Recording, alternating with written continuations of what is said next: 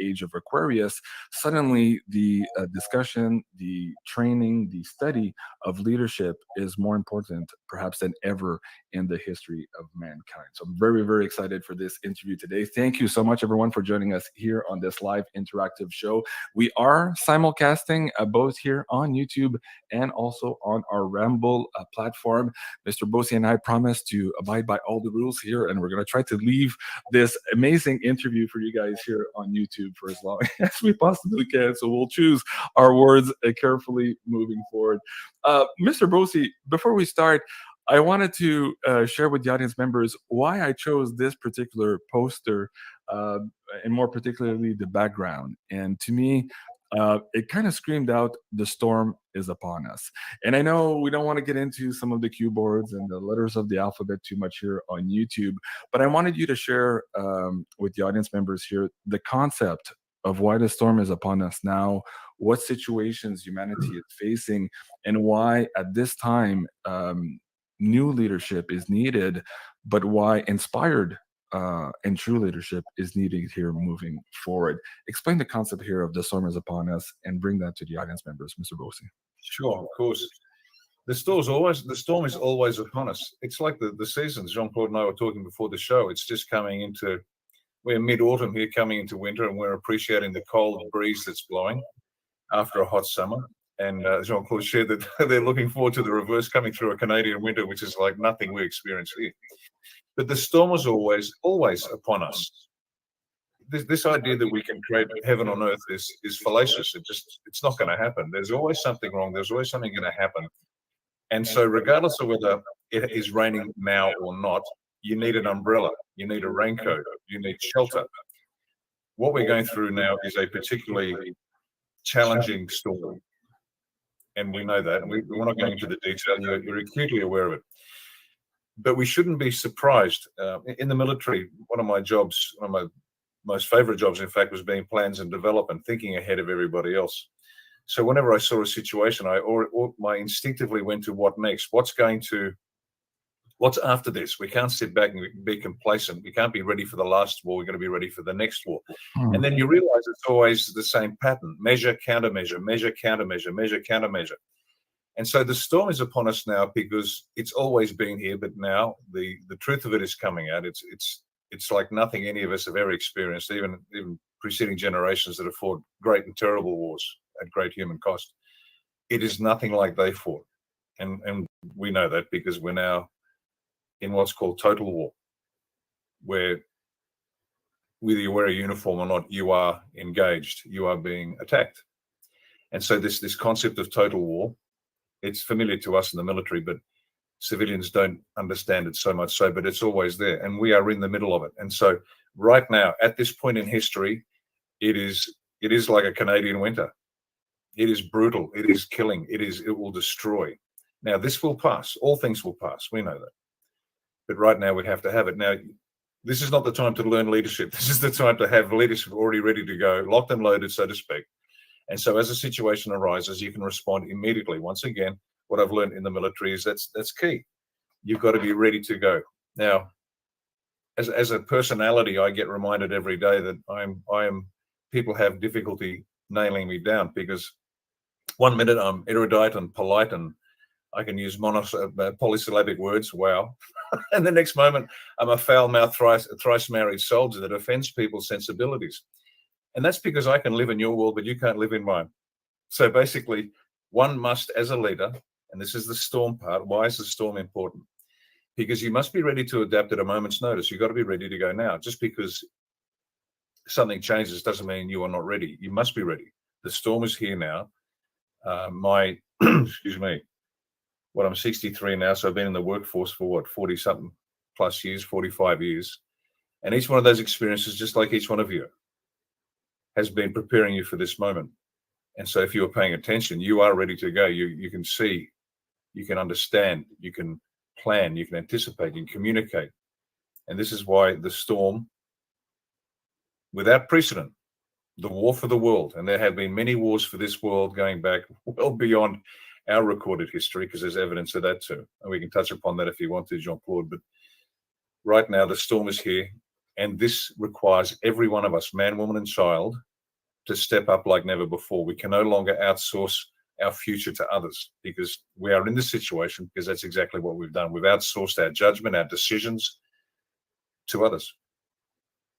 Absolutely. Thank you for that. I appreciate that. There was a little bit of an echo. Maybe, Mr. Bosi, if you can bring your microphone down maybe one notch, and on your speaker or your keyboard, please bring down your speaker volume just a tad as well. So maybe we're getting. How's that? Is that any better? I'll check the audience members. Give us a 5x5 if Mr. Bosi's echo. Testing. 1, 2, testing. Sounds better on my end. Okay, let's keep going here, and I'll keep monitoring the chat. Maybe I'll just mute you for a second here during the interchange. Mr. Bosi, we just did this show about a month ago describing here this Pluto planet moving into the age of Aquarius. Now, every time this has happened in the past, the last notable alignment was 1789, where, of course, we had the storming of the Bastille being the prison and the symbol of the royalty monarchy quashing any opposition.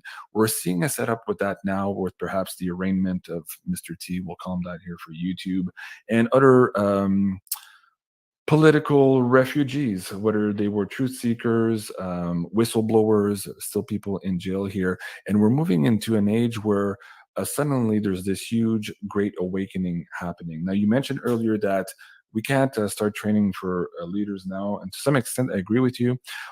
We need leaders ready on deck now for the issues that are upon us right now. But we also need to, in French, we say préparer la relève.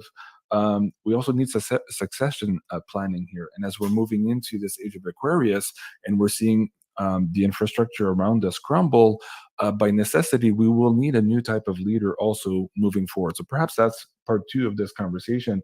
But for today, I want to start with, what was your mission? What was your intent when you wrote this book? It's very different than other leadership books. Share with the audience members here why you were guided and why this was so important, and why you're so passionate about leadership.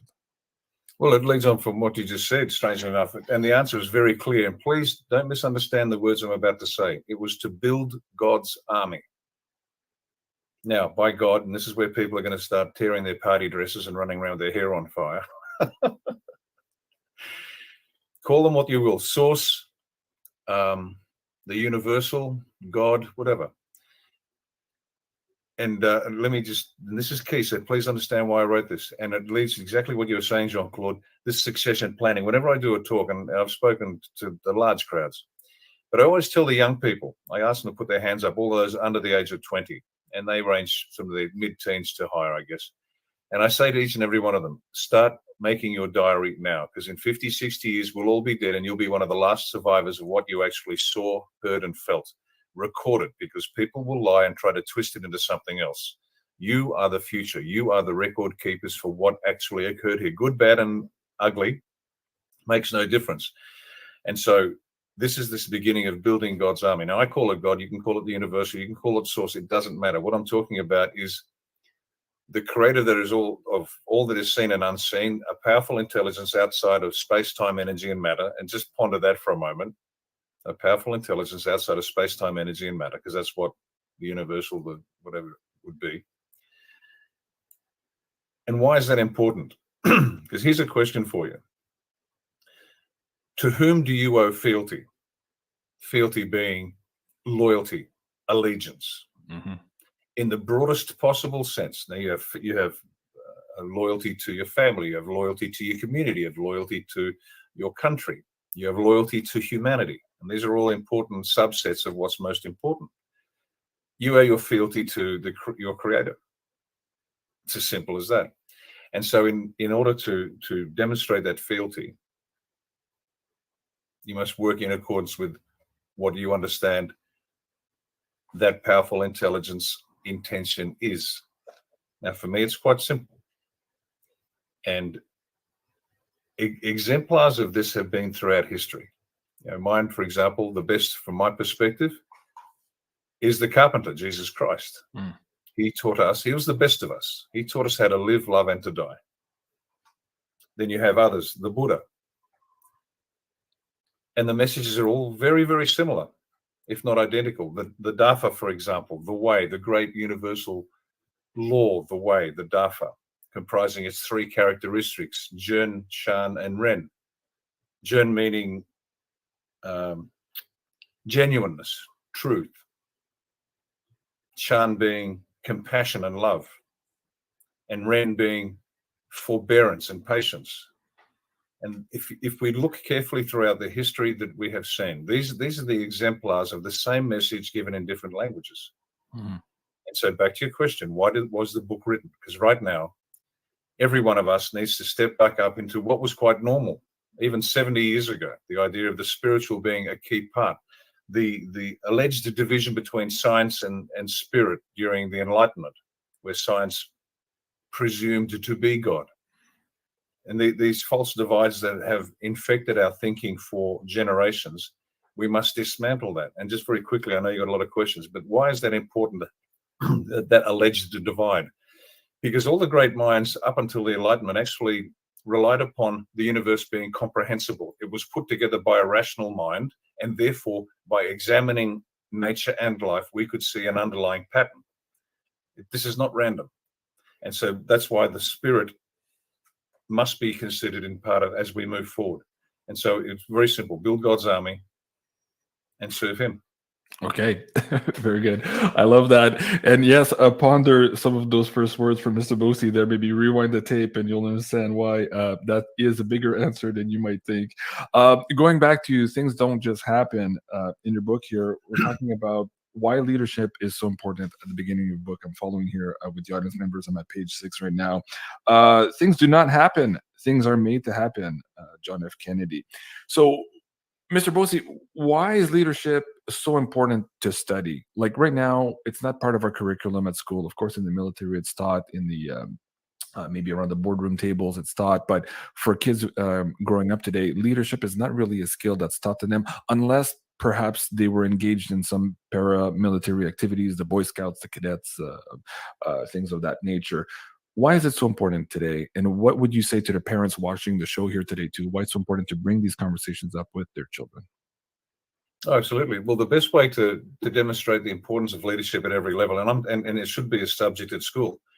And cadets, for example, I was a cadet too, and it was wonderful. But understanding that military leadership, and for those of you who are concerned, this is a book on military leadership where you yell at people, and it's got stories about battles. It's got none of that, because what the military does is called command. It's a subset of leadership. Command is the lawful execution of your authority, and that's valid. That's important. Got it. But leadership is far more profound, and command is just a subset. But you must learn those skills. They're the hard mechanics of leadership. Then you've got the softer, gentler art of leadership. And that's exemplified by the child at school who stands between two men in a fight, two boys in a fight, and holds them apart to create peace where there is conflict. See, that's leadership. But why is leadership important? The easiest way is to see what happens when leadership is absent at every level. We have exactly what we have now. We have children being taken away from their parents, the parents not realizing they are responsible for their children. They have the final authority over their children, as long as they don't interfere with the child's rights as individuals. And yet we have police and militaries dragging children away. So look at the world right now and tell me if you like it. And if you do, that's what the world looks like without leadership at a deeply personal in an individual level and at a family level, because that's the foundation of every society, good and bad. If the family is secure and safe, then everything has a chance of success. And that's why attacking the family has been such a major goal for those who would destroy us. Right. But look at the world today. Do you like it? Do you think its values are correct? Are we heading in the right direction or not? Lack of leadership has led us to where we are.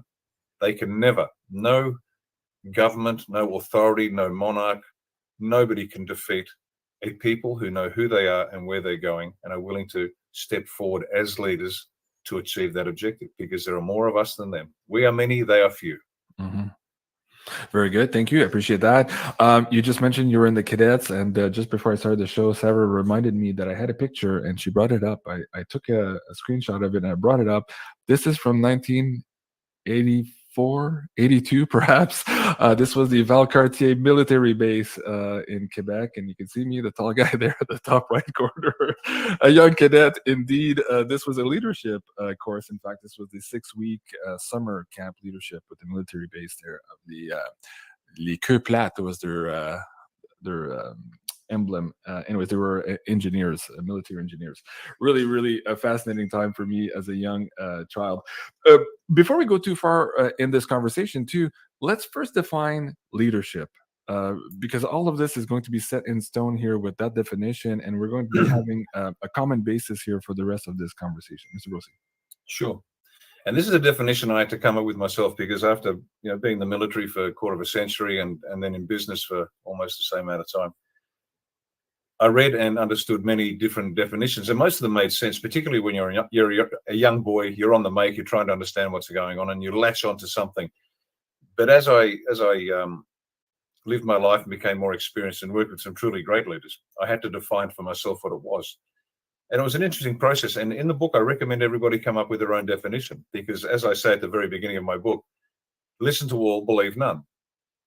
You must make up your own mind. And it's not a cop-out. That's actually, you must do what you must do, which is you must decide for yourself. And so what I did was I wrote out a full definition of leadership, and it was probably a paragraph long. And then I condensed it until it no longer made sense. It was so concise and it was incomprehensible. And I slowly stretched it back out. And I recommend you all do the same. What is leadership to you?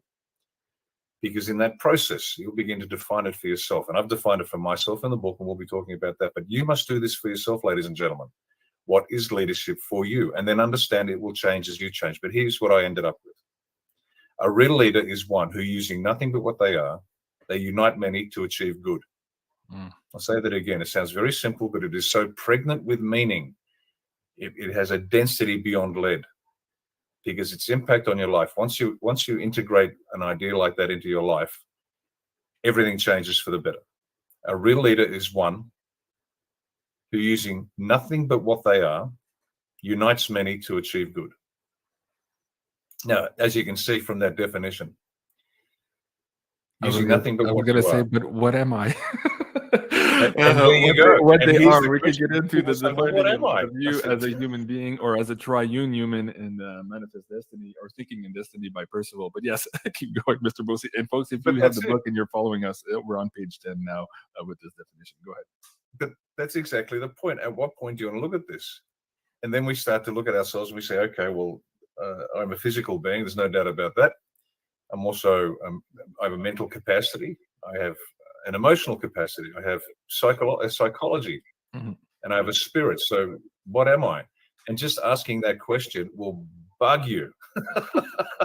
And you'll wake up one morning and go, I've got it. And you'll write it down. And the moment you write it down, you'll find out it's inadequate. Because this is the nature of life on earth. This is constant exploration and discovery. And all we're doing is discovering. We create nothing. We discover. It's been created. It's there waiting for us to find it. And so that's it. So what am I? And then that's the using nothing but what you are. So that negates manipulation, inducement, bribing, threats. You are diving into the essence of what you are. Uniting many. And this is key. We got that. Let me. I'll mute myself again here. Go ahead. Uniting many, because you must bring people together. That's what leadership is. You go first. Well, if you're going first, somebody has to follow, and that's by definition. That's what leaders do. They go first to achieve good, and people will rail against that, because then they say, "Well, what's the nature of good?" And I say, "Welcome to the world of Aristotle, Socrates, and Plato. The nature of the good." Now you really must begin to understand. This is a complex, simple, clear, obscured, fun journey of discovery of your life. The more you study leadership, the more you lead yourself, the more you become one who others look to. This is in your best interest. Why study leadership? It's good for you. You'll become the best version of yourself simply by defining what is a leader and becoming one. And it's so important also, because all through your life, you're going to keep going through this.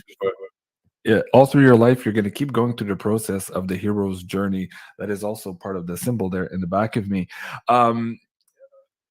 let's go back to who and what I am. And for the audience members too, they're pondering that as we're saying that, so that they can answer the definition here in the book Manifest, or Thinking and Destiny. I don't know if I say Manifest Destiny. That's another show of mine. We talk about the triune human, and I want to bring up a YouTube video definition that Cliff High put out maybe a couple years ago, and it really struck me at that time to kind of understand how we were built. And so, again, you can go through the big book here, or just take it as read and go see this video here from Cliff High. But essentially, he's talking about the three major components of who we are: the knower, the doer, and the thinker. Inside the doer, there's 12 individuals. Doers, there's 6 females and 6 masculine. But most of the energy of who we are do not reside inside of this physical body. So you guys can go take a snapshot there. I'll bring the link down in the live chat for you guys if you're interested in all of this. But that brings up the context of the 6 generational warfare we find ourselves in. If in fact a lot of who we are is not residing in this body, how do we tie that into our capabilities, our abilities that are outside of this body, and how we marshal those, weaponize those in some cases, or inspire with those abilities that are outside of our bodies? How do you tie that into perhaps maybe not just the leader of today, but the leader of tomorrow as we move into the age of Aquarius? Sure, that is a profoundly important question, because it's consciousness in its simple form is a non-localized event, which is a nice way of saying we have a meat suit, but the driver resides somewhere else. And this is alluding to what you're alluding to. And I love Cliff High, and I go to Cliff High for his erudition and intellectual holidays, because you get tired of dealing with the mundane and the prosaic. And I love Cliff. I respect immensely. But in terms of practicality, he's too far down the track. Does that make sense? Because Cliff's great skill is to be able to live in that world and then come down and give us practical advice. And that's where we need to be. Now, why do I say that? And I'll get to your question in a minute, but this is very important. Imagine, I've heard it said that there's going to be a star flash, there's going to be something, and a whole bunch of people are going to ascend to the 5th dimension. And my instinctive response, as was that of my wife, was that we better stay back here to help those that didn't quite make it. Mm-hmm. Does that make sense? Mm-hmm. Right. What that means is, first of all, that's where our hearts are. It's the example that we were given. To use the Christian example, it's the shepherd that goes to find the lost sheep. And that's just our choice. So certainly I'm not recommending it to anybody else, but I'm just saying that's what's our thinking. Now, what does that mean? It means that we'll be here with a set of skills and understandings that are not our own. There is a plan. These words are very important. Please, this is not just filling in space. Please understand there is a plan. Do we have the capacity to manifest? Absolutely. Is there a plan? You betcha. Can you deviate from the plan? Yes. Can you do good things? Yes. Can you do bad things? Yes. But there's this difficult position between, it's a concept of free will and the concept of your own power and the source of that power. Mm-hmm. And these are large, complex questions, but in practical terms, to get back to the Cliff High bit, who can live up here in the highly intellectual, but then give practical advice. There is a plan. You chose it.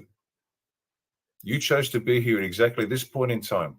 As a result of countless lives that preceded this one, you qualified for this job, but it doesn't look anything like you thought it would look like. Mm-hmm. And so you've got these skills that reside outside the body, these capabilities from outside the body that you now have the opportunity and you have the choice to actually employ or not. Right. But they are you, but they are not within you. And the art to life is to understand your place in it and to remember you're in the service of this powerful intelligence outside of space-time, energy, and matter. You just brought up something interesting to me there too. Before I get into my question, I think I see, is that Janine, Tarot by Janine with the $50 there on Rumble? She says, sending ravens to you too, divine. Well, thank you, Janine. Appreciate that. I wish you were here, but you're not allowed to be here for some reason on YouTube still. So we'll see you tomorrow, of course, on the War Correspondent show, guys.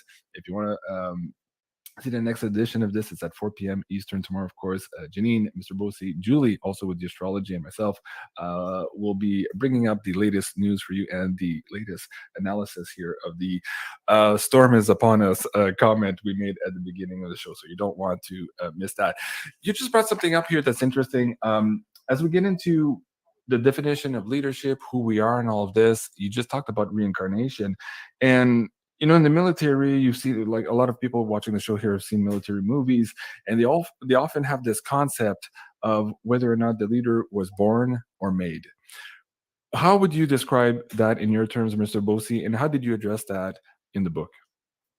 Well, in the book, I said I don't have time to talk about it because we're going to get to work. But I needed to ask the question, but I can afford to Exactly. because there are distractions that concern people. The concept of reincarnation, particularly for Christians, let me address that because I've copped no end of flack from biblical literalists who think I am now speaking to the devil. Right.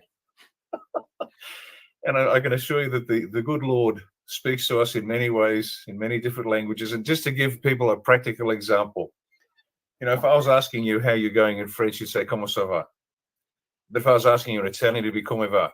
Mm-hmm. Now, even to the untrained ear, "Comment ça va?" and "Come va?" sound very similar. There is a similar origin.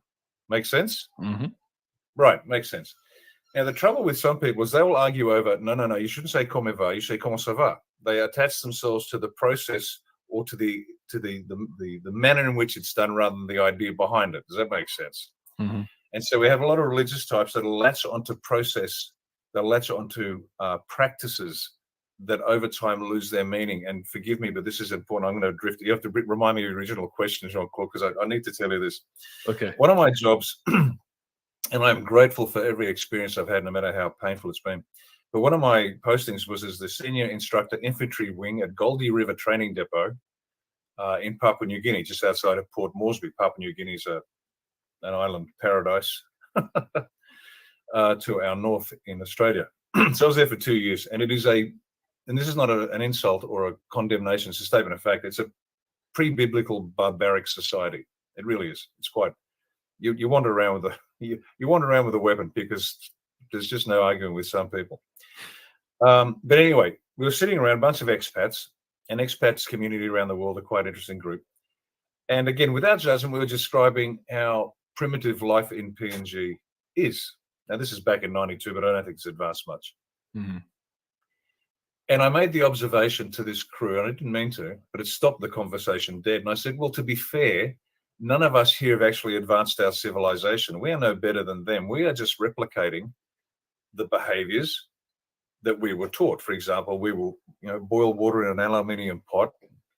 We'll put a tea bag into it, make a cup of tea, add some sugar or honey, and drink a cup of tea. That doesn't make us any more sophisticated than our hosts here in Papua New Guinea, who will bury a pig with bananas in a fire pit and leave it for a few days and then dig it up and eat the meat.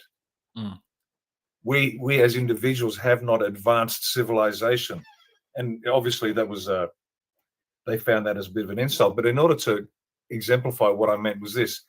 In PNG and countries like that, during the war, they ran into white people and white technology for the first time. And so a plane would land, it would disgorge food and weapons and water and things, and it would fly off. And this was the gods were delivering goodness to the people. So what did we do to have the gods deliver goodness? So they replicated their behaviors, hoping the plane would come back. And there was actually a plane built out of bamboo, hoping to attract another plane. And this is 30, 40 years later. In more detail, again, same thing. There was an office where the secretary would be typing up reports. She'd get it to the boss would sign off on it and file away in a filing cabinet. But that they departed, but the typewriter, the desk, and the building, the little hut was still there, and the boss's desk. And so one of the locals sat in on the desk, and he would give directions to the secretary because he saw this being done, and she would type random letters on the typewriter, pull out the paper, he would make a mark at the bottom of the page, and they would file it away. And they were hoping if they did this, the plane would come and deliver more things for them. Mm-hmm. This is where people latch onto a practice and they lose the entire meaning of the practice. There you go. Mm-hmm. There you go. And so they lose the meaning of the practice. Now, this is important for people to understand. This powerful intelligence communicates to us in a million different ways. Try to avoid the mindless repetition of practice and understand the essence of the message. And it goes back to, as I said, the Falun Dafa, Jern, Shan, Ren. And those three words, as I said, genuine, true, Shan, compassionate and kind, Ren, forbearance and patience. You couldn't find three better words to describe Christ's life on earth, the way he lived, loved, and died. Right. And so this is the essence of what we're trying to get through when we talk about this stuff, reincarnation. Now, reincarnation, born of, and I'm coming back to your point, but I had to tell you that story in order to describe my understanding of born or made. Reincarnation was part of the Christian world until it was removed by Justinian. Mm-hmm. So for the Christians that think that that's it, for the Jews that believe that the Talmud and the Torah are the word of God, the literal word of God, well, it's not, because the Talmud is Babylonian evil, and it is evil. If you read the Talmud, it's Babylonian, and what the Jews believe to be their religion today is actually Babylonian Talmud and the original Hebrew religion smashed together and formed into one. The Christian Bible there's a lot of nonsense in that too, and there's an Australian called Wallace, Wallis, who's written a book on that, and and the origin and the interpretation of the Bible.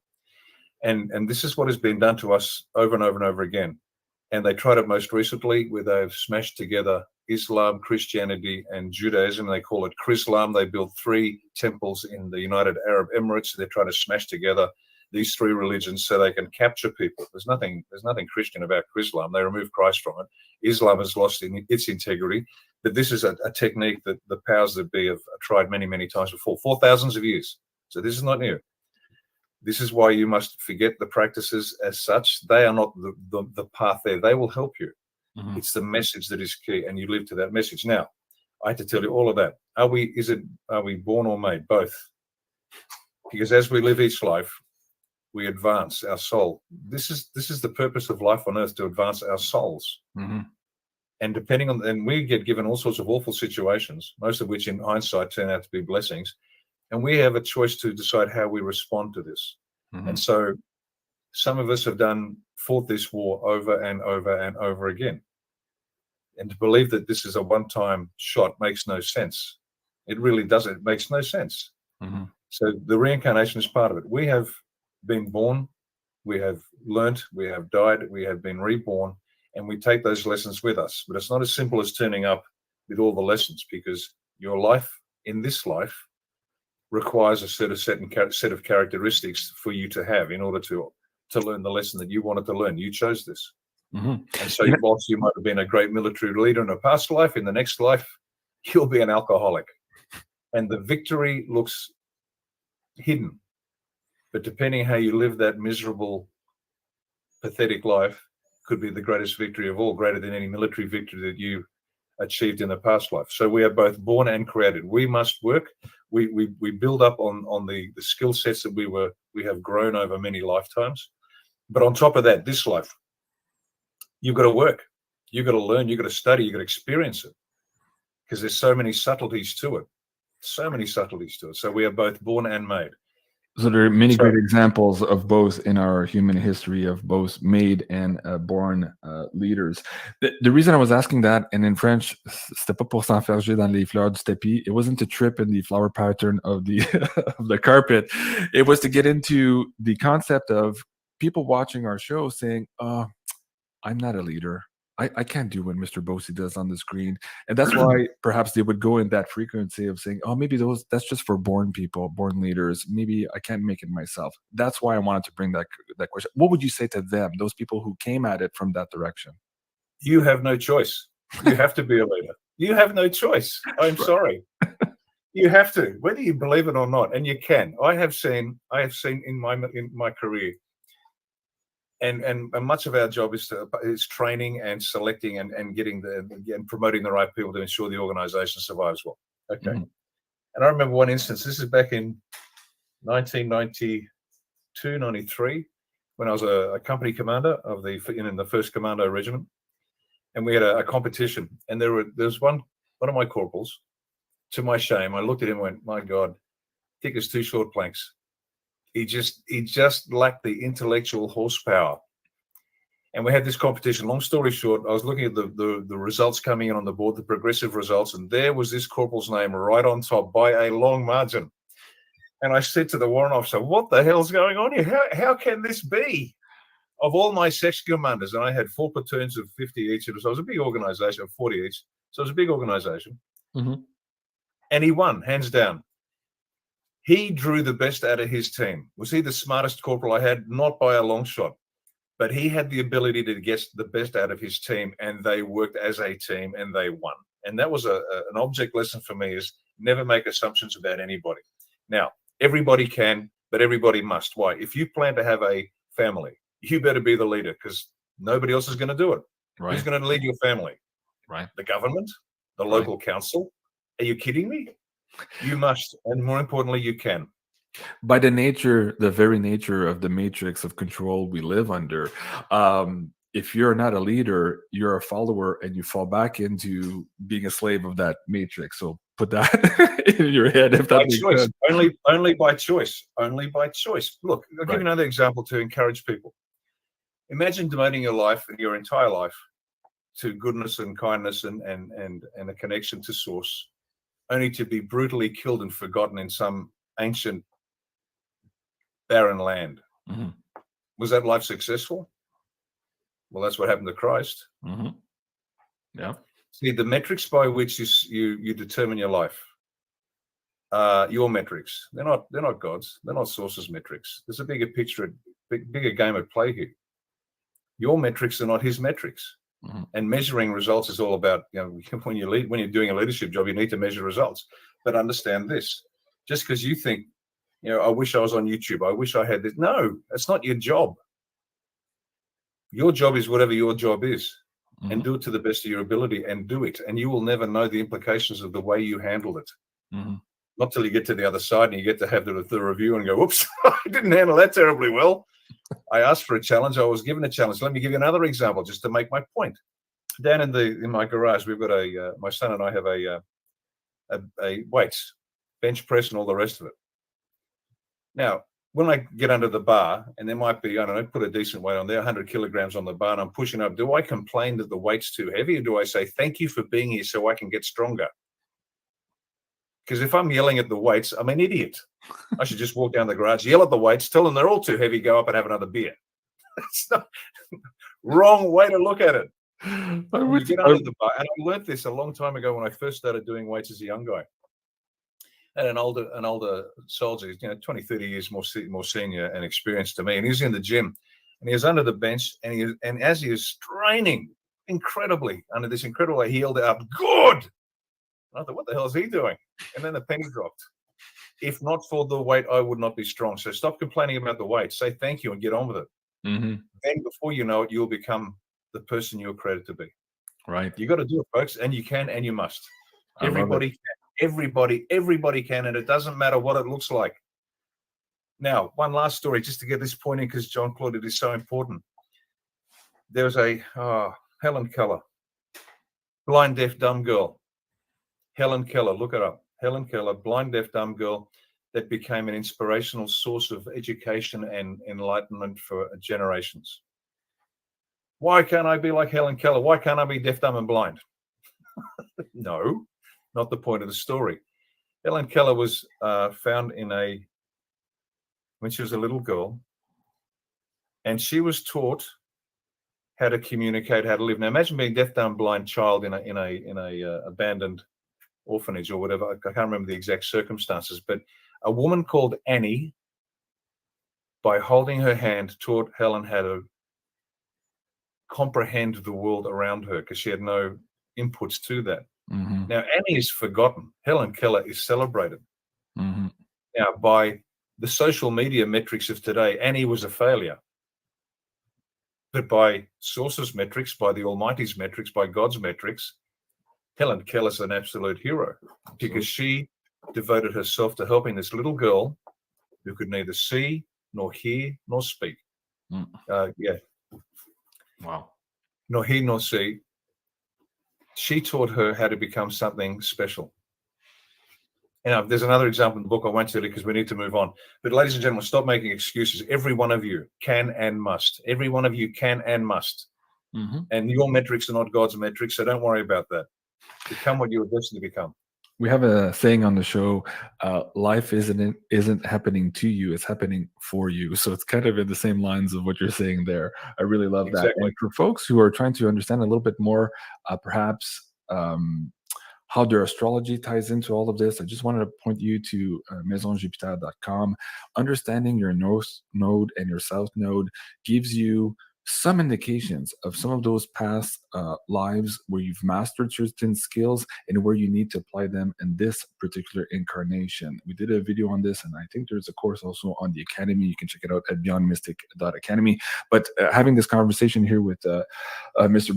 Bosi reminds me that I have to revisit that also, because for a lot of people, they're trying to channel this now and to understand perhaps what those skills are, what those past lives are, and perhaps what that mission was they signed up in the first place to get here. We all drop in here and have this big veil thrown upon us, and we forget perhaps who we are, what we are, and why we're here. So that is the big part of being human right now, is answering that main question. Okay, let's get into the next segment here, Mr. Bosi.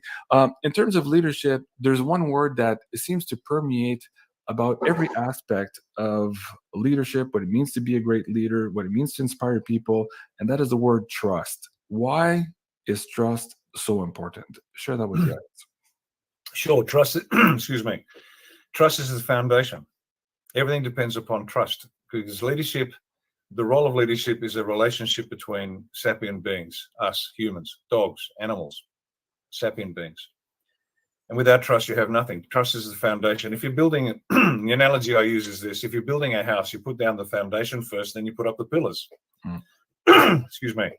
Trust is the foundation. Without trust, you have nothing. Now, depending on in which country you live, trust is very different. I spent many years in the Middle East. And for a whole bunch of cultural reasons that I won't go into now, trust doesn't exist. There is no trust. Brothers do not trust brothers. Children do not, siblings do not, children do not trust their parents, and vice versa. The whole place runs on lack of trust, and there is a profound cultural problem that causes that. It is actually the result of a decision in their religion. But without trust, you can't do anything. You literally can do nothing. And importantly, if you don't trust yourself, why should anybody else trust you? Right. You must trust yourself. You must be able to make a decision and know that more often than not, you're going to get it right. If you don't trust you, why should anybody else trust you? No reason to. And it's clear. When you don't trust yourself, it is absolutely clear. The world will step aside. This is not my quote. This is somebody else's, but it's very true. The world will step aside for an individual who knows where they're going. They literally just move away, because most people will look in awe and wonder at the confidence with which you are moving forward. And that confidence is born of trust in yourself. Mm-hmm. When you trust yourself, others start to trust you. And there are things you can do to be trustworthy. You must be trustworthy. Must. That doesn't mean that won't necessarily lead to them trusting you, but you must be worthy of trust. But always assume. And in the book I say, please trust nobody ever. Mm. Not because everybody's bad. They're not. We are, by and large, trustworthy individuals, but we do. Hello, there's disasters out the door. We must be worthy of trust, but people are human. They get tired, they get pregnant, they get sacked, they get married, they don't get married, they get divorced. So there are all these events in our life that impact upon our reliability, let's say, and reliability is one of the elements of trust that I talk about. You've got to be reliable. Mm-hmm. And so you constantly check to see, is the person I'm trusting still worthy of my trust? And at bottom, you never trust a person, you trust an ideal, you trust an idea, because that remains like the North Star. It holds its position. You can guide yourself by that idea. People rarely are completely reliable. They can show you what's possible, but trust is the foundation. Trust is the slab that goes down before you put these other 4 pillars of leadership up, other 5 pillars of leadership. But trust is everything. If you did not trust, good example, you would not drive down the road if you did not trust to some degree that the driver coming the other way would stay on their side of the road. You wouldn't move. And the fact that you step forward every day into this unknown world, not knowing whether you have another minute on this planet or another 100, another 20, 30, 40, 50 years, there is that trust in you. Mhm. And in a biological sense, and this is important, humans are the amygdala, that part of the brain. Ah, you're going too fast. I was going to read the exact quote. Oh, there you go. I'll stop talking and you We're go. right on the same page. Well, I wanted to bring this up with the ET conversation because a lot of researchers are suggesting that perhaps one, at least, of the reasons why we're having some ET difficulties here on this planet, I'll say it this way here for YouTube, is because we're so quote unquote gullible. So I wanted to read this quote in the book. The default state is trust. And what the amygdala does is learn vigilance and distrust. It's encoded in us, but for a lot of humans, it's kind of detached. Do you think that that's part of our evolution process right now, where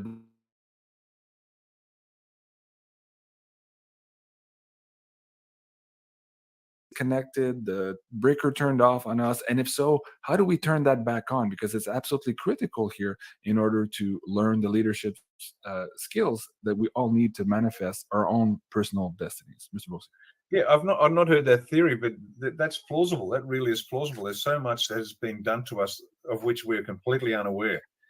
So I'll look into that. Thank you. But on top of that, if we are never betrayed, if life is so predictably safe, we lose the ability to, or we don't suffer the betrayal, and therefore we don't learn distrust.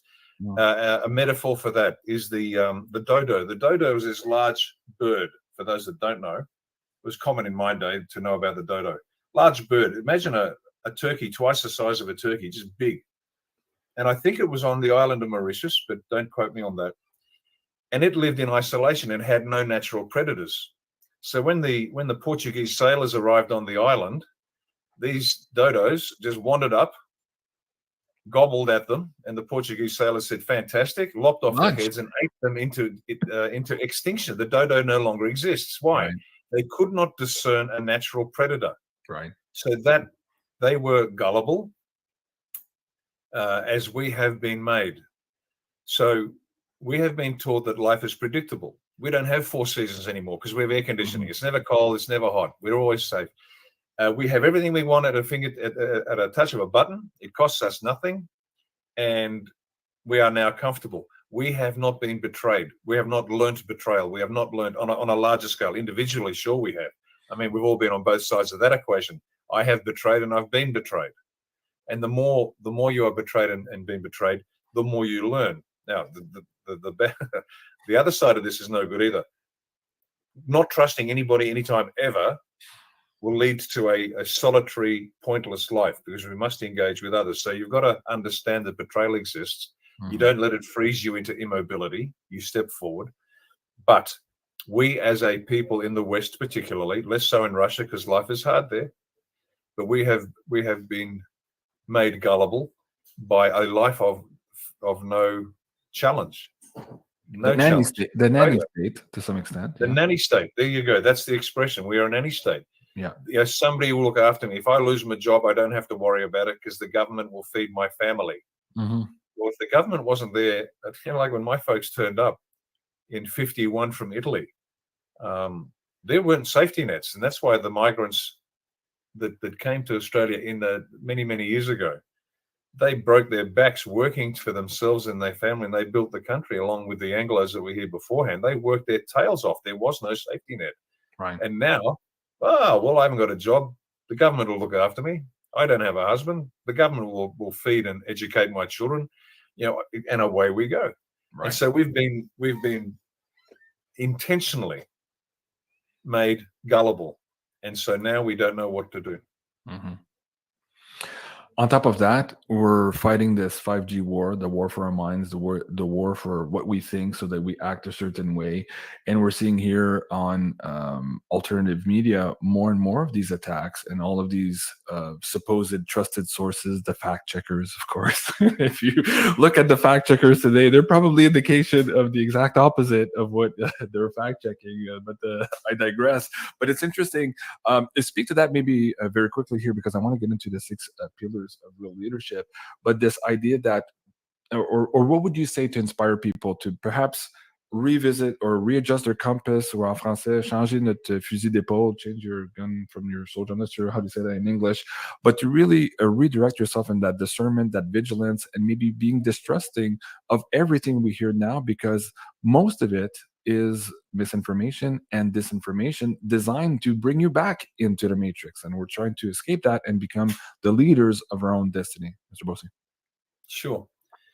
Best thing is just turn off mainstream media. That's good advice. Just turn it off. It's been said there 1,000 times. Stop listening. Now, Yeah. we must not underestimate the difficulty that this is for that these people will face. Evidence, the evidence is there, and people choose comfort. Mm-hmm. They lack the capacity to challenge their worldview because everything that they have done. Now, this is not an insult or a condemnation. I had to disassemble just about everything I believed in. And I was raised a good Roman Catholic. I was an altar boy. I did all that sort of stuff. So I had this very clear set of rules. But fortunately, for whatever reason, I had a perspective that allowed me to look elsewhere. But I was wedded to it like everybody else. And there's this slow process of disassembling that which you believe. The best way to do that is to find evidence. Seek evidence of something contrary to your idea and be prepared to pursue the truth, because the truth will take you to the truth. You might as well start with it because you get into it. But a lot of people will not do that. That's why we're now in this situation where we understand that a revelation will occur, stories will come out, and just about everything we've been told about the planet is wrong. And a simple physical way to start is something that doesn't challenge you too much.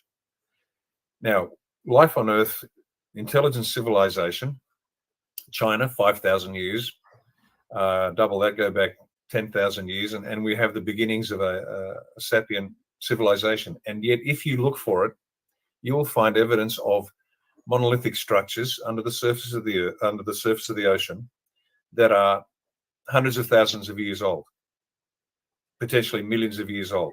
Now, that's an easy way to start. It's not challenging in the sense of my world view has been collapsed, but it starts to open the door to there is a history to this planet which we've not been told about. And just start looking. Mud floods, Tartaria. There's an infinite number of things to look at, but that's what they need to do. But most won't, because most people, as I might have said before, few people seek liberty.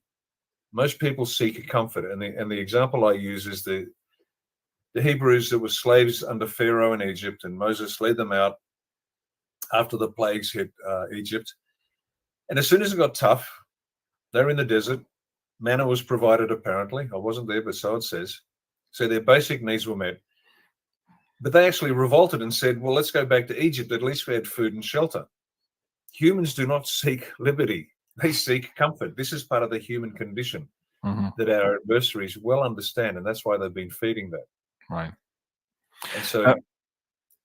Thank you. I appreciate that. Let's get into, perhaps, again, I'll get into the 5 pillars of real leadership here in a moment. But I played this clip the other day. I think it was the last or second to last war correspondent show.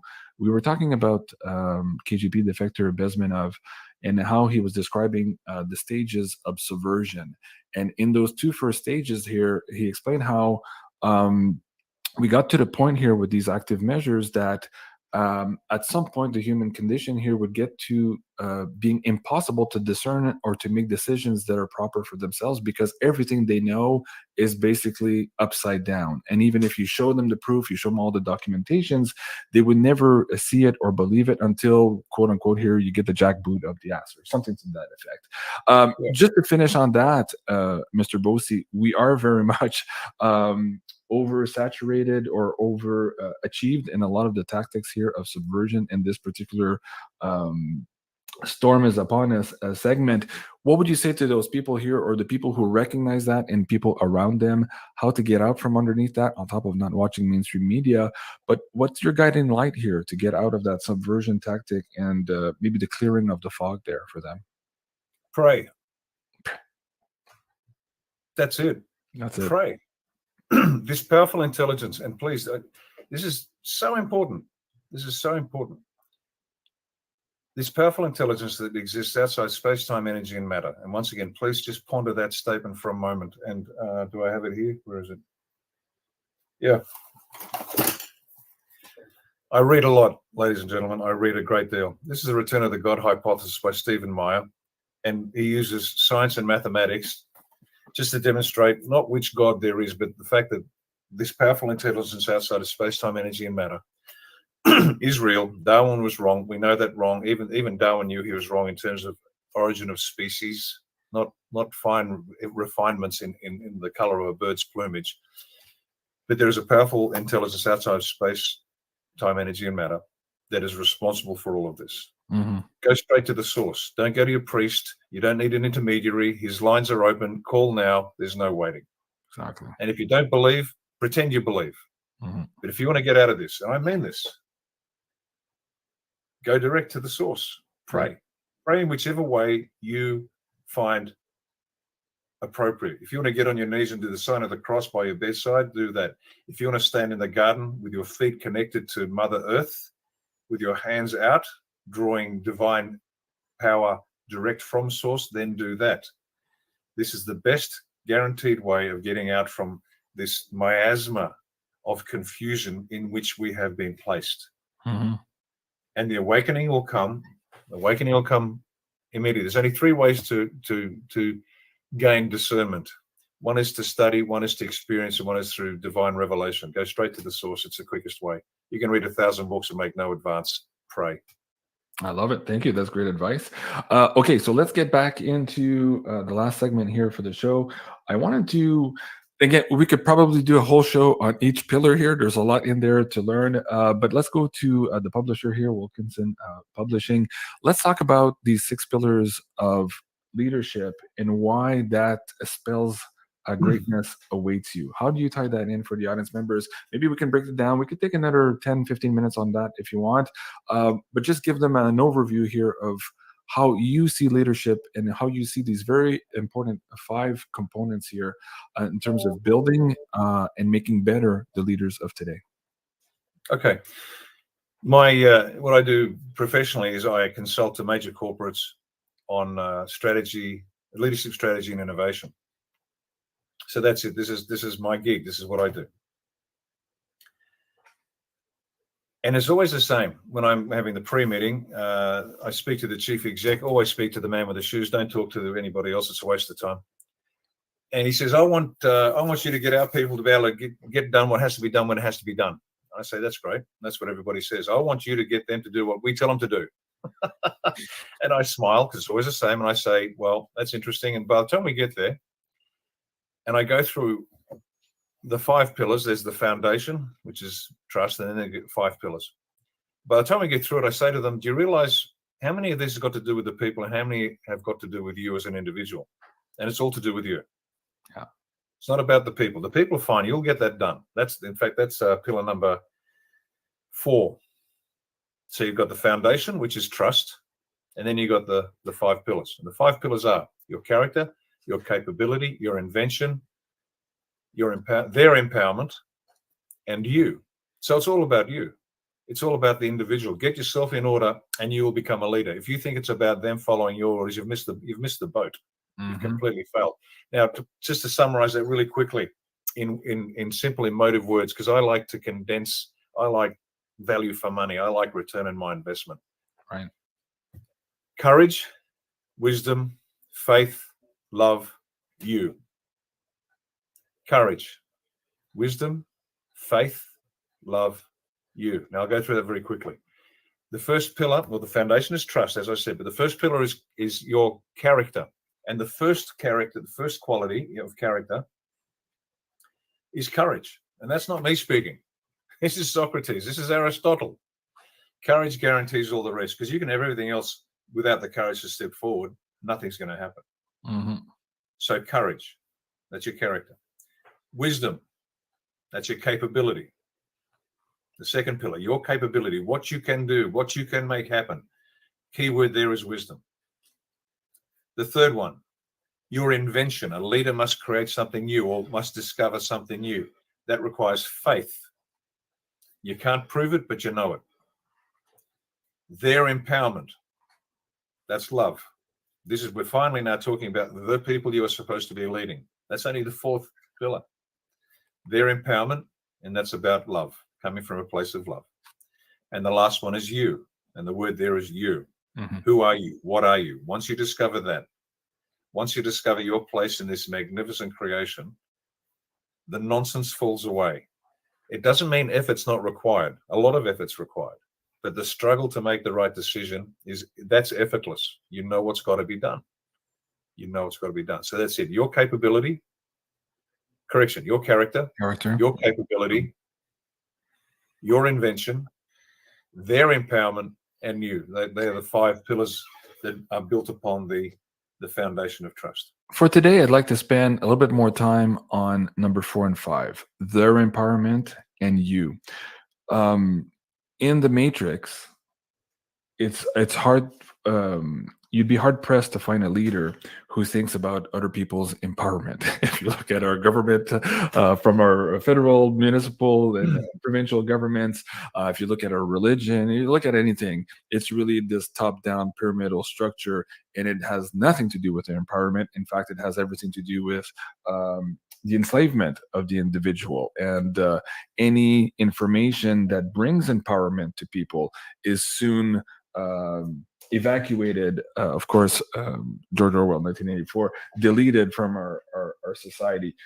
Why do you feel right now the empowerment, or using the empowerment as one of the pillar, might be a game changer here, in terms of not just the astrology moving into the age of Aquarius, Pluto here, the destroyer, breaking down those pyramids, going to a multi polar world where we have more equity? Why do you think that empowering others is so powerful, one, and two, so detrimental to the old powers that were? I try to explain that to the audience, but watch some of the language here. We're still on YouTube.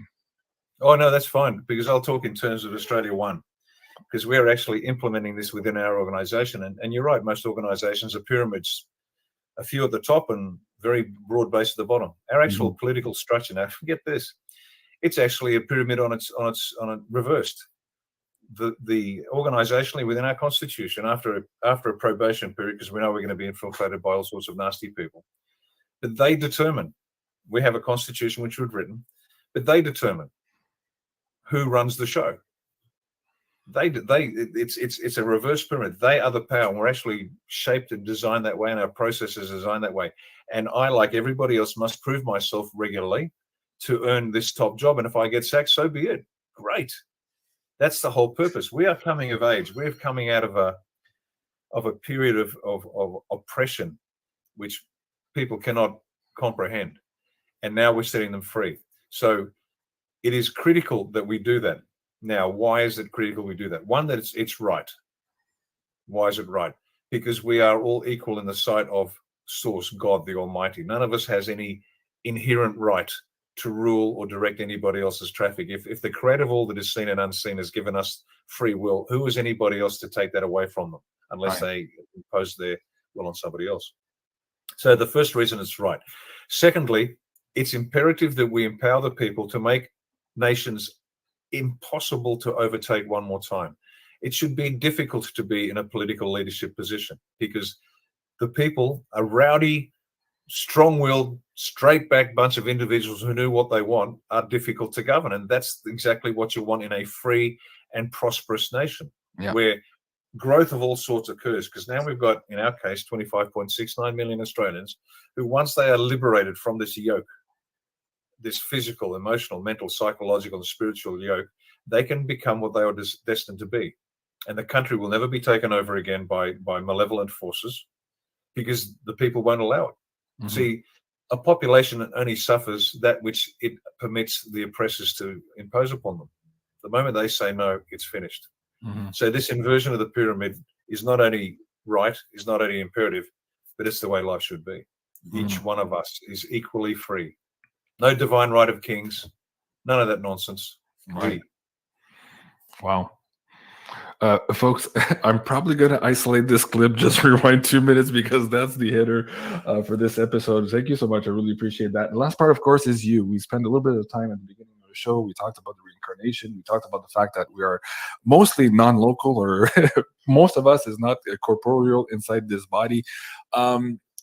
In the book, I think it's David Dita, The Way of the Superior Man, we look at balancing both the divine feminine and the divine masculine, and only through that balance can you become a true leader, a true master of self, as he teaches self mastery.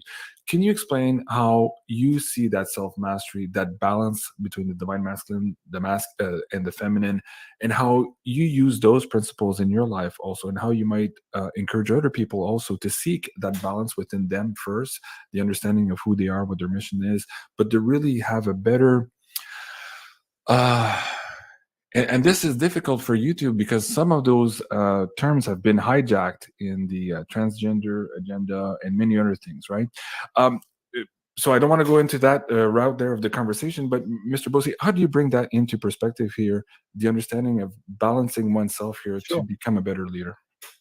Oh, leadership is service. Mm. Everyone must remember that. They have the idea that the general is the leader, the president. No, no, no, no. It's service. And it is service without the expectation of reward. Service Get out of that into love. your head, you'll understand leadership. Service Everything out else of is love. something else. Sorry? Service out of love. Yes, absolutely. Without the expectation of reward. Mm-hmm. Service, my God. Christ washed the feet of his disciples or his apostles. This was a physical example of you must serve the people. I mentioned this before, but I'll mention it again, I think, on a previous interview. My father passed some years back, and he's a remarkable man. Remarkable man. I was blessed to have him as a father. Not perfect, but brilliant. And I was fortunate enough to have that last conversation with him. He'd been in hospital. He was drifting in and out of lucidity. And we knew he wasn't long for it, but I managed to have a conversation. And the one thing that came through was serve the people. Now, a man on his deathbed tends to tell the truth because something happens. Deathbed confessions, they're real. Yeah. They are real. All of a sudden, somebody decides, you know what, I better, just in case they might not be perfect acts of contrition, but at least they said it. But anyway, a man on his deathbed tends to tell the truth. And he said to me, serve the people. Because I think he looked back on his life and his greatest successes, inverted commas, came when he served, and his failures came when he ceased to serve the people. Leadership is service. Ladies and gentlemen, get this into your head, tattoo it somewhere, remember it. This nonsense of the general, the president, the chief executive. No. Leadership is service. Now, that's point number one. You must serve. You must serve without the expectation of reward. Why? Because it's the Almighty's metrics, not yours. Now, the second part was the masculine, feminine. Mm-hmm. For whatever reason, I've had no problem with that. Yes, we have a set of biological and physical imperatives that manifest themselves differently in men and women. Testosterone is highly correlated in pro-social situations with cooperation. That's why men cooperate so well. Women have testosterone too, but they've got estrogen and progesterone, which tend to mess that up a bit. And so you don't naturally get it. But that doesn't mean you are bound to that biological constraint for your life.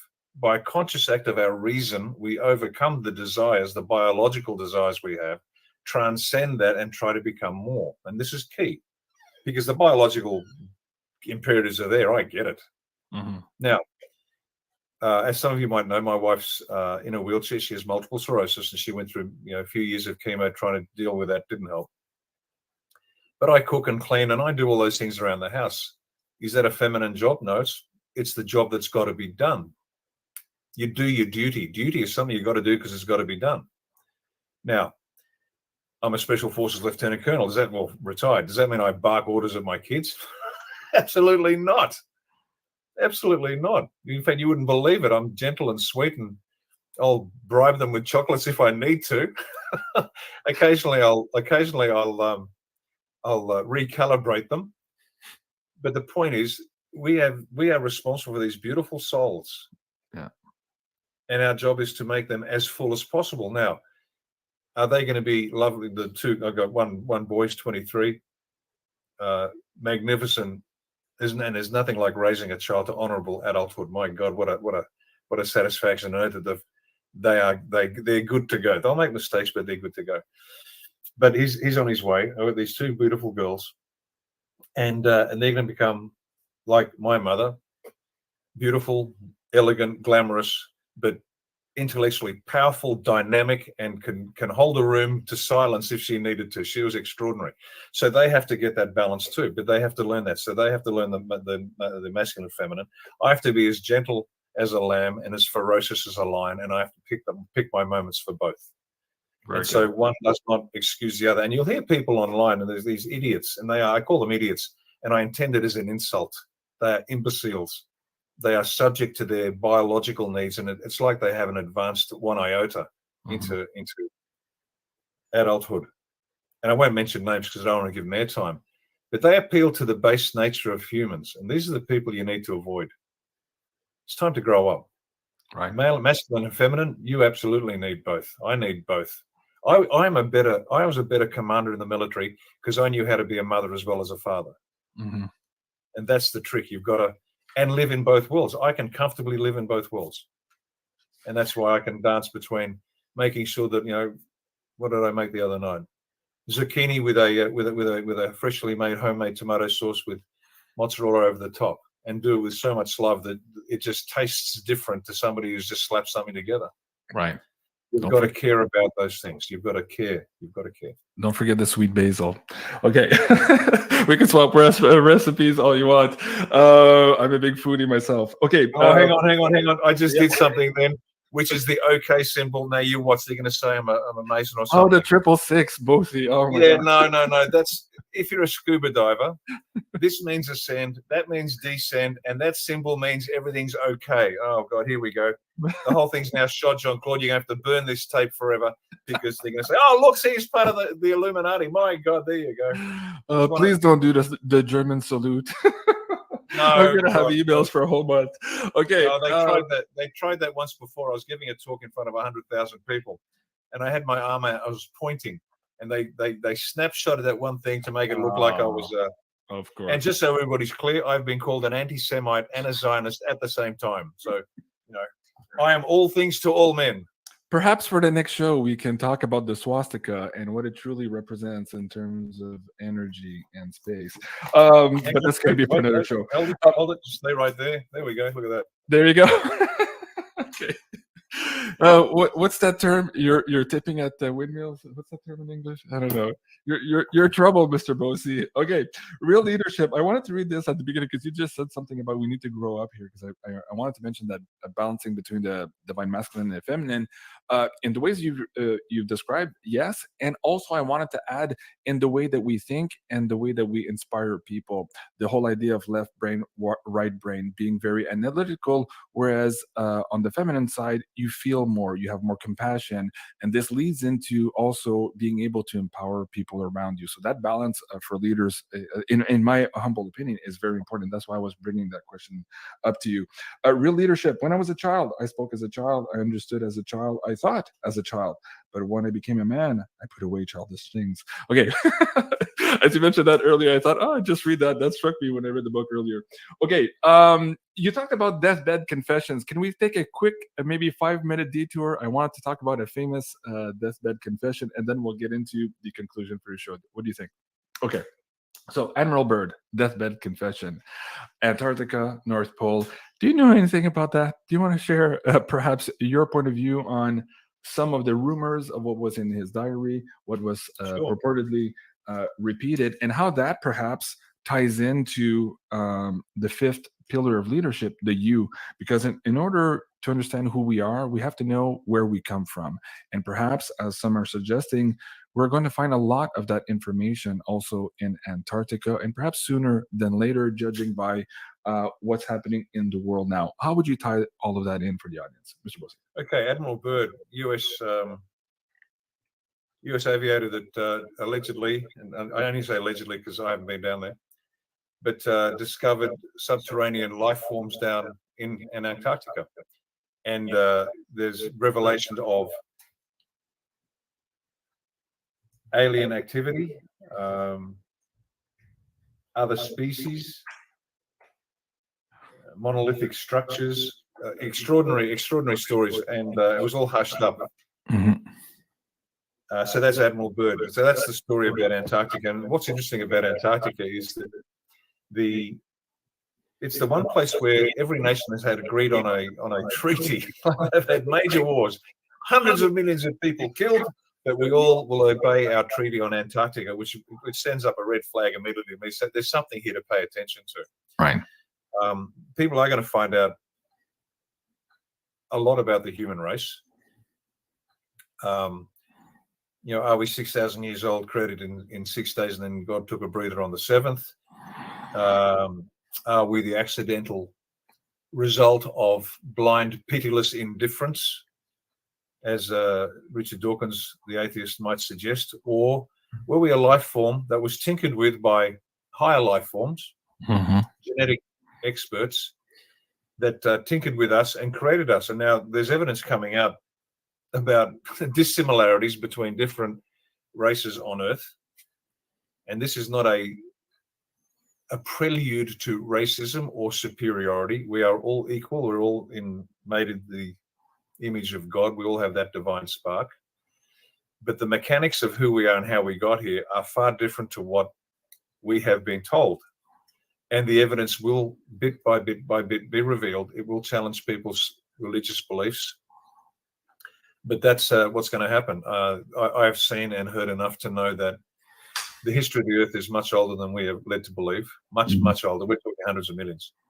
Allegedly, okay, Big Bang 13.8 billion years ago, life on Earth 4 billion years ago, and civilization, according to what we're allowed to know, kicked off about 10,000 years ago, and we've dramatically evolved since then.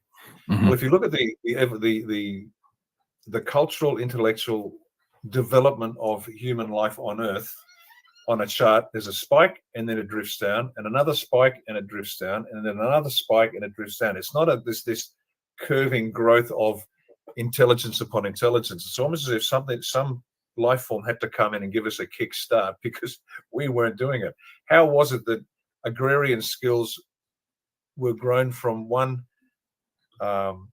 tribal group, one family group in Turkey, and then spread around the world? How was it that metallurgy was discovered? How was it that? So Right. all of these discoveries appeared, but for no apparent reason. And so we're going to find out that there are potentially, and in fact, the evidence is pretty good. The evidence is pretty good that we were tinkered with by superior life forms that adjusted the DNA and produced us. Now, there's pretty good evidence for that. I'm not saying it's true or not true. I'm just saying there is evidence for that. Now, what does that mean to us? Well, to a tribe or to a species that's been created by another species, they would be called gods, wouldn't they? And I think people will find that maybe the ones that did the tinkering were referred to in books like the Bible, the Old Testament, as gods. The powerful Maybe ones. we're the Papua New Guinea tribe, Mr. Bosi. Say again? Maybe we are the Papua New Guinea tribe you were describing earlier, celebrating the gods with the bamboo plains. Maybe we are doing the same thing here with our religion. That's the point I was getting to, mate. You're right on the money. We are not as wonderful as we thought we are, but we are better than we thought we are, if that makes sense. We are all on this magnificent journey of discovery. Yeah. And what we're saying here now will appear to be so challenging to some, and that's fine. And in 100 years, they'll listen to this interview and they'll say, "My God, were they really that stupid?" We had no clue. And speaking of having no clue and having amnesia, I'm trying to manifest this interview here with Graham Hancock and our friend Jay Widener, who's a contributor to our show. We wanted to talk about the amnesia of the past apocalypses here on the planet, and how perhaps they were also part and parcel the reason why we have amnesia and why some of this information has been obfuscated. Now, of course, we have the secret societies and all that at play, but anyways, I'm hoping to make this happen for you guys, so stay tuned. Hopefully in the next month or two, I'll be able to get these two amazing gentlemen back on the show for you guys. So thank you for the Antarctica little trip down memory lane. I really appreciate that. So to conclude, Mr. Bosi, and again, why this leadership subject is so important to me, so important for my children. Again, as we're looking at this new age, by the new energies that are coming in right now, by necessity, some of the old structures must collapse in order for us to build the new. Now, in the five pillars of leadership, the you part, understanding who you are and what your role is very important. And I think that moving forward here, we're going to see the inverse of that pyramid, as you just described, where we're going to go from the centralized power to a decentralized power, which means that we're going to give back the power to our local communities. So I think that leadership of tomorrow starts there. And I want you to share with the audience members words of inspiration for perhaps the young leaders that are listening to this now, perhaps the leaders of tomorrow who are listening to this, to really find a way to find their place in their local communities and find what needs to be done. Again, it's all about service, service and love. What would you say to those young people watching the show about navigating the world of tomorrow and being the leader here in those small communities that are going to rebuild this planet? Not a problem at all. And it's up to the kids. We're doing our bit to build a foundation. You and I, Jean-Claude, will be long dead. We are fortunate enough to be doing that deep digging, to dig a deep foundation upon which the youth of today will build this magnificent structure of human civilization in a new and improved form, based on, as you say, service and love. I mean, you couldn't find more two profound pieces of guidance to it. And so it's up to the young people, and by young people, and I'm of a certain age, so most people are young to me, but it's up to the young people to start taking a hold of their power, understand that they are of infinite value. Each individual is of more worth than the greatest civilization that ever lived. Why? Because civilizations come and go. Mhm. Your soul is infinite. That's a long time. Yeah. It's a very, very long time. So each and every one of you, no matter what society tells you, whatever labels society places upon you or limitations they place upon you, you are of infinite beauty, infinite power, and infinite life. You have the spark of the divine within you, no matter who you are. Every one of us, tall, short, fat, thin, black, white, dumb, smart, makes no difference. Mhm. We are of equal value. In this life, we look like this. In another life, we'll look like something else. It's up to you. You'll do it. We'll be doing our bit, and we'll be handing you a magnificent foundation upon which you can now build this world based on love and service. And Mhm. you'll do fine. We got here. We survived the worst of it. You can now build upon on the work that we're doing and make this magnificent life on earth almost, not quite, but almost heaven on earth. I kind of see this vision in my mind where our generation, perhaps we were more of the blunt instruments, breaking down the gates of the castle, and our children are actually going to go do the mopping up part and the recreation here of our world. How do you see that? No, that's exactly right. And thank you for bringing it up, because that is exactly where we are. And even Buddha, when he was influencing his movement 2,500 years ago, he said, because he was living in a very primitive time and he had to use primitive concepts to communicate the incommunicable. Hmm. And so even he admitted that there will come a time where spiritual development will be so advanced that his words will seem dull and uninspiring. Just like this book, you know, it's nice to know all the high level things, but right now, right here, right now, we have to transition from where we are to where we need to be. So this book is useful now, but in 100 years, they'll look back at this and say, my God, that is tactics for tiny tots. What a dull and uninspired people we were. We know that. But we have a real and practical job to do right now. And you're exactly right. We are the blunt instrument, but not because we're obtuse or dense or uneducated or ignorant. Right here, right now, we have to do what we have to do so you can do what you can do. Yeah. So we're acutely aware of the limitations. I would love to give a more elevated description of what's going on, but it would be understood by 5% of the people. Right. See, key to leadership is communication. You've got to communicate in a language they understand, in ways they can understand, and in time you will be discarded and understand that. Right. Your life is nothing more than another small piece of protein in a universal DNA, so to speak. And every little piece of protein, every life that you live, adds to this collective, non-physical, non-localized consciousness, if that makes sense. Right. It makes total sense. One of my mentors told me as I was a kid, you go to war with the bullets you have. So, in some cases here, yes, we have the blunt instruments, but they were called for.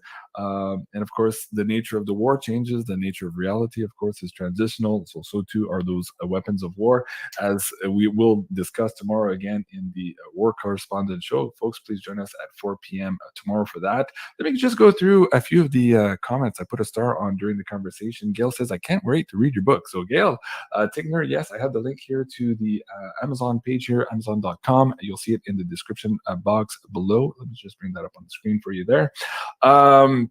Max says this should be in 5th grade teaching and repeated.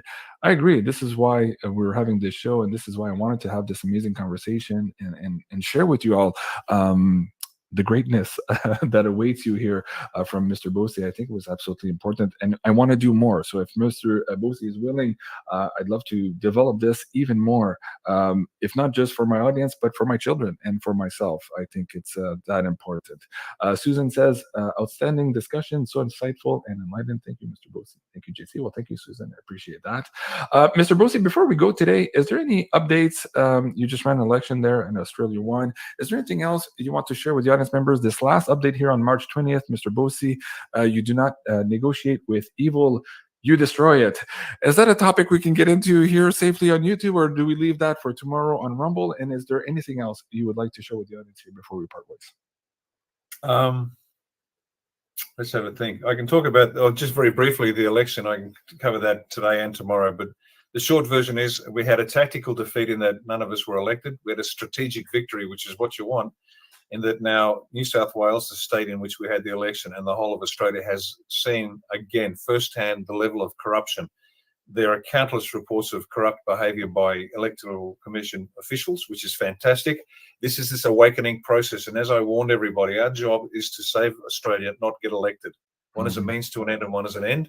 And so not to become dispirited. I mean, human nature, you want to win, I get that. But this is the nature of war where wins are few and far between. We win eventually, I have no doubt about that. But a terrific strategic victory in that everybody from the New South Wales Electoral Commissioner down is now subject to questioning, and fair questioning, about the conduct of the election, the removal of ballot boxes in private vehicles by unidentified individuals, and a strange discrepancy on the number of formal and informal votes, which I'll get into tomorrow in detail. So tactical defeat, no election result, nobody in power, but certainly strategic victory. We're as corrupt here, and even more stories are coming out about the level of corruption, which is fantastic, because we cannot move forward as a nation until we clean up the electoral process. And that becomes now priority number one. Wow. I love it. Thank you so much, Mr. Bosi, and thank you for your time today. Thank you so much, everyone, for joining us on this live interactive show. I do promise to continue working at this subject matter and trying my best to share all of this information with you guys. In the meantime, of course, you can like, share, and subscribe here on YouTube to stay abreast of all the new videos coming up. And please also join us on Rumble tomorrow at 4 p.m. for the War Correspondent Show. Let me bring that up for the audience members there too. And for the sake of this conversation, also, folks, if you haven't already seen it, please do go and check out the Pluto, the Destroyer special episode we put back on March 23rd. It really sets the stage for the conversation we're having about the changing of the guard, the falling away of the old world, and the ushering in of the new world. And perhaps through that video, through that understanding, you will find your own way through this process. You will find your own mission and join this fight, so to speak. So thank you so much, everyone, for joining. I'm Jean-Claude at Beyond Mystic. I love you, and thank you, Mr. Bosi, again, and we'll see you again tomorrow at 4 p.m. Eastern. Au revoir.